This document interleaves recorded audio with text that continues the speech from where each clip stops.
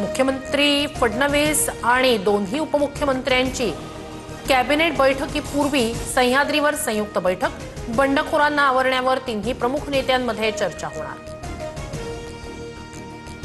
निकालाआधीच कल्याण डोंबिवलीत भाजपचे 2 उमेदवार विजयी। कल्याण डोंबिवली प्रभाग 18 मधून रेखा चौधरी तर प्रभाग क्रमांक 26 क मधून आसावरी नवरे बिनविरोध।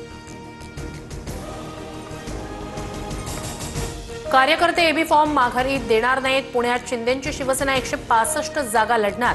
प्रणव धंगेकर धनुष्यबाणावरच लढणार, रवींद्र धंगेकर यांच्याकडून स्पष्ट। 11 पालिकांमध्ये महायुती तर 18 ठिकाणी आमने सामने।